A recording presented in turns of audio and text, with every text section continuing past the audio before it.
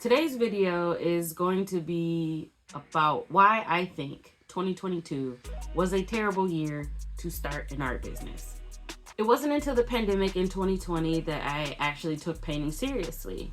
So pandemic hit, we're not working, unemployment's coming in, having a great time, free time, probably some of the most money that I had ever made in my life at that point.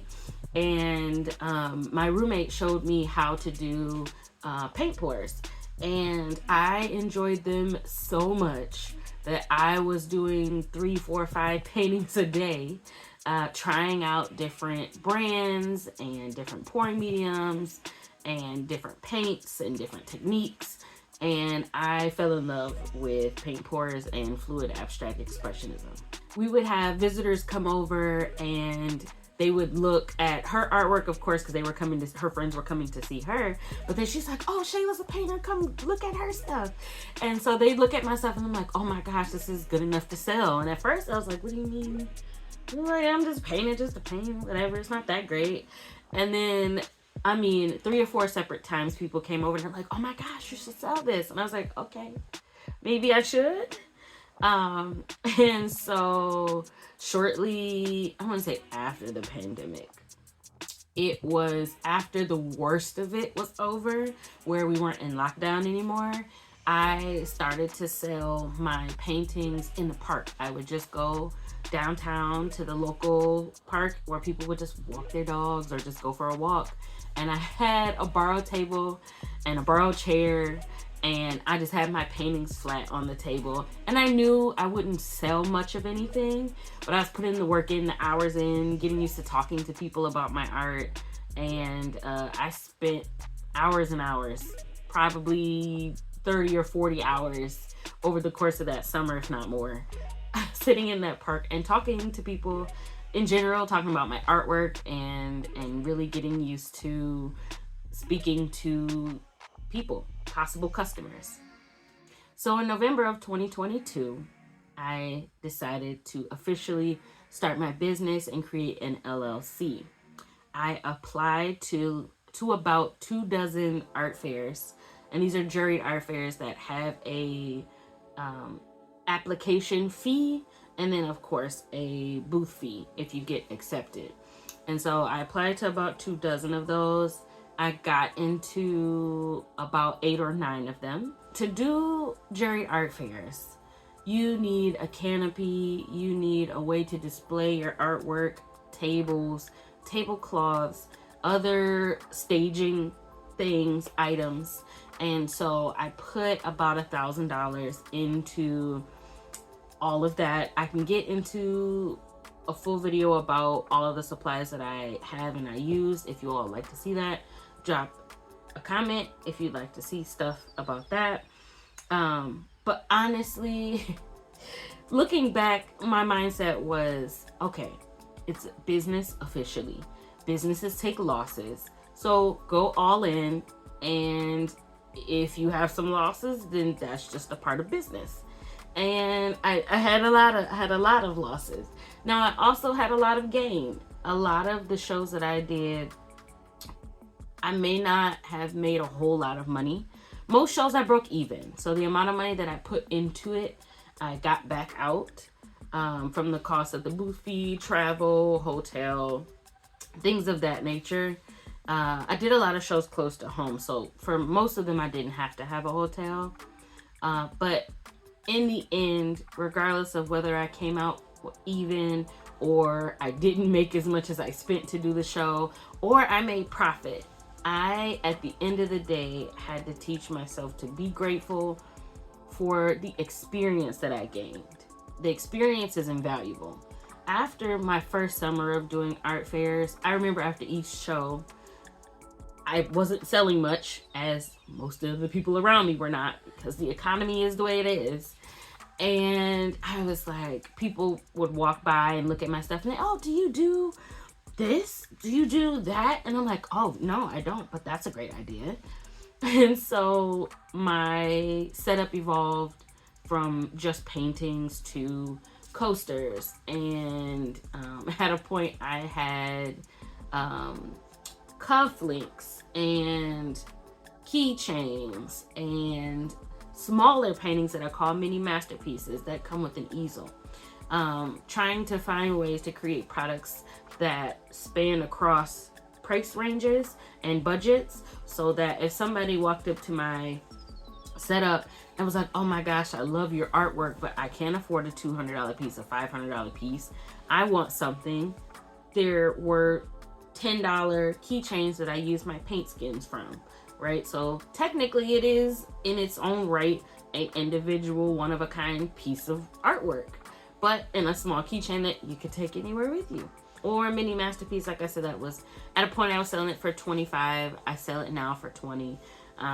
But a small 5x7 piece that, you know, if a kid wanted a piece of artwork that the parents like, oh my gosh, I'm not spending $100 on a piece of artwork for my kid, something $20 is doable. And so I focused on those things first and foremost.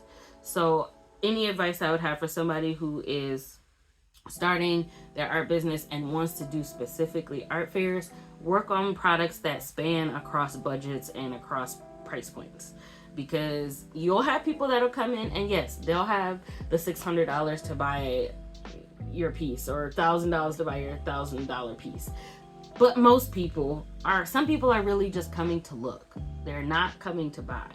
And so even me, myself, if I'm coming to look, I don't magically spend $100 if I came to window shop. I might spend $20, I might spend $30, and if it really moves me, maybe $50, but I'm not spending a whole lot of money, and I would assume a lot of other people are like that as well. In terms of pricing, for some shows, I raised my price, and other shows I've lowered my price. And in both situations, I've had people tell me, other artists or customers walking by, that my prices were not high enough at all. And regardless though, I didn't sell much. And so I felt very conflicted. Like, my prices are low, I'm not selling anything. My prices are higher, I wouldn't say high, but they're higher, still not selling anything. And I'm like, is paint pours just not what people want to buy right now? Which I can understand. During the pandemic, paint pours were trendy. It's what people did for fun. And what a comment I usually get is, oh my gosh, my sister-in-law, my friend so-and-so, she does these are so cool. And I think a lot of people see paint pours and fluid abstract art as hobby work, and that's just my personal opinion, because I don't know what else explains the fact that I didn't sell much. I wouldn't say anything. I've sold artwork. I've sold a lot more coasters. There's some art fairs I sold nothing but coasters, and this was before I had keychains and other stuff. So yeah, there have been shows where I made $400 on coasters. But the artwork, as you can see behind me, I have so much artwork that I need to sell, and it would be great if I sold it, because right now the only employment I have is self-employment, and that ain't bringing in a lot of money. So yes, I wanted to make this video to help people understand that business is gonna have its ups and downs. The beginning is definitely gonna be rough. Stick it out. And I mean, when I tell you I wanted to cry, I wanted to quit. I wanted to just never do another art fair after that first summer where I didn't sell much of anything. I was like, okay, yeah, I'm selling coasters and yeah, I'm selling keychains, but that's not what I'm doing an art fair for. I want to sell my artwork. And I had to realize you got to get it how you live. And if that's coasters, if that's keychains, that's money. It's money that you put in that you're getting back. And people who bought what they did buy are happy with their purchases. They saw it and they were in love with it and they took it home and they use it. I don't know how many people. I've done this past summer, I did a couple of art fairs in the same place that I did the summer before. And I had people say, oh my gosh, I still have the coasters that I bought from you last year. I love them. I use them all the time. And you have to remember that even if you're not reaching your goals or accomplishing the things that you want to accomplish, you're making a difference. And that is the beginning. That is the beginning. If people can come back to you and say, oh my gosh, I look at that painting every morning, I love it. Or I look at whatever it is that you made every day or often, then you've made a difference. And it will only get better from there. Now, when? I don't know. I'm still waiting on the better. But it's coming. So I would hope that you all would believe that the better is coming along with me. Because what else do we have, really? Alrighty, a few last things. I wanted to say that the shows that I did were across Michigan, Ohio, and Indiana. And they ranged anywhere from $70 to $400. I will not do $400 shows until I am much more well known in the art community or the economy is not how it is right now. So for 2024, what I did and what I had planned to do was doing less expensive shows. So this summer I did not do a show that was over $250. And it's just easier to break even when the show is less expensive. So that was that thought process. When I first started, I was bringing 30 or 40 paintings to each show. And the logistics and the travel and getting it all up and the amount of time it took to set everything up was absurd.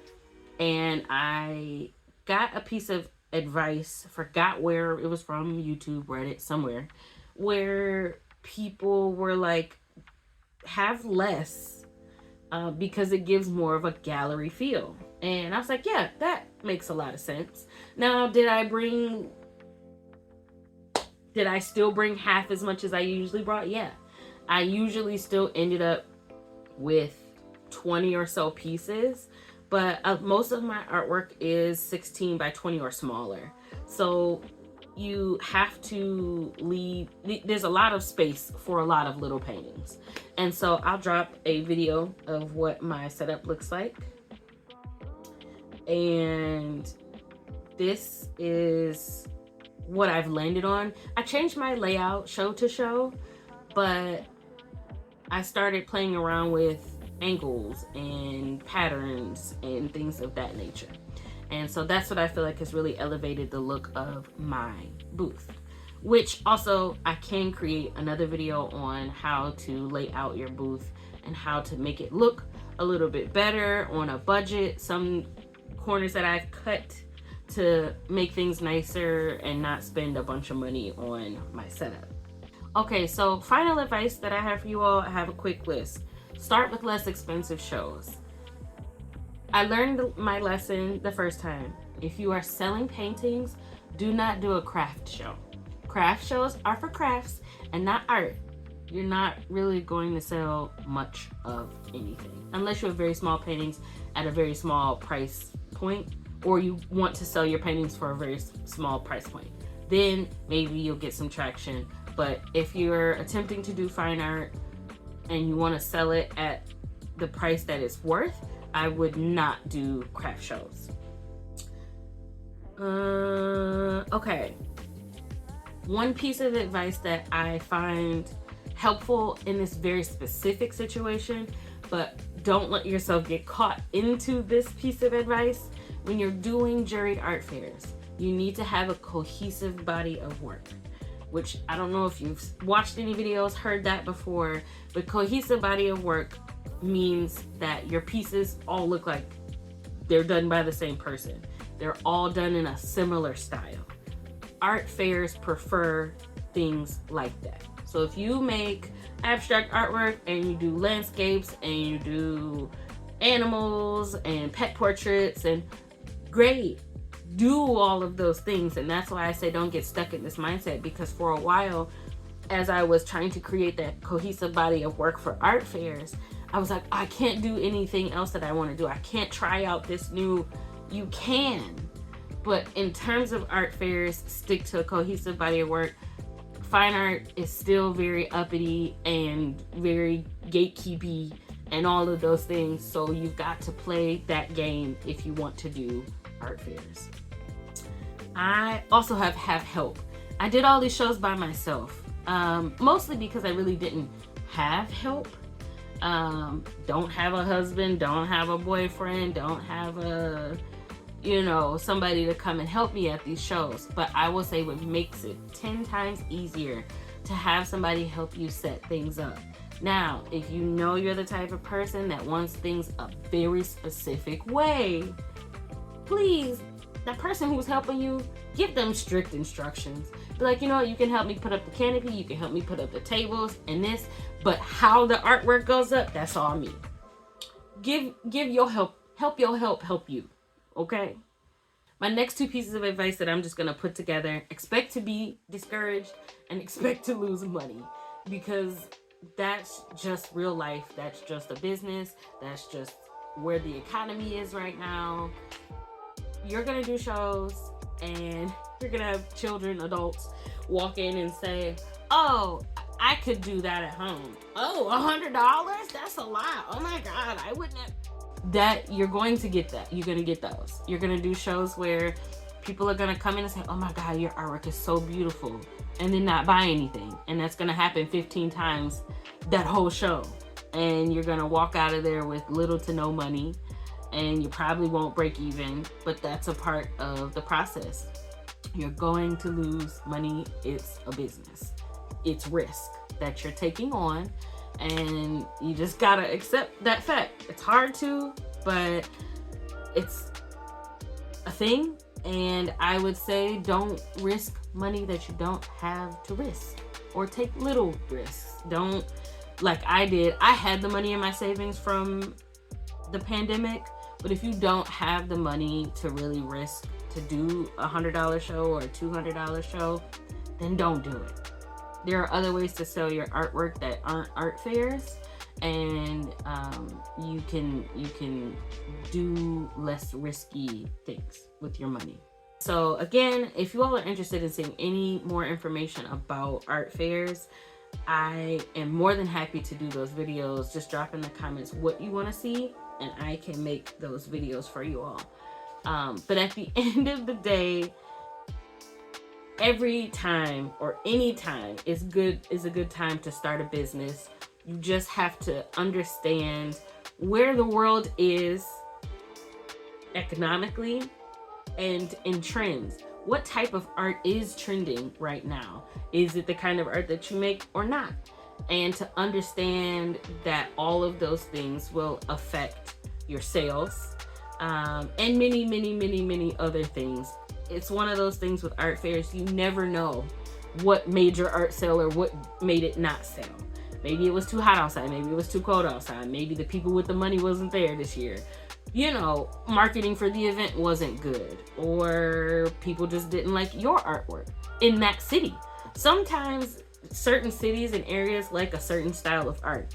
So if you're in one area and your art doesn't sell well, try a different place. Indiana likes my art more so than Michigan does, so far that I found. Because I've done shows in Michigan across the state. I haven't gone too far north. The farthest I've gone is Cadillac, so we haven't hit Traverse City yet. But my art is pretty good north, in the metropolitan area, in the Detroit area. My art doesn't sell very well, so I usually go in other directions. Indiana, my art does sell the best. In Ohio, I think I've done 1 or 2 shows in Ohio. I don't think I sold a whole lot of art, but it was pretty well received. I got a lot of good comments.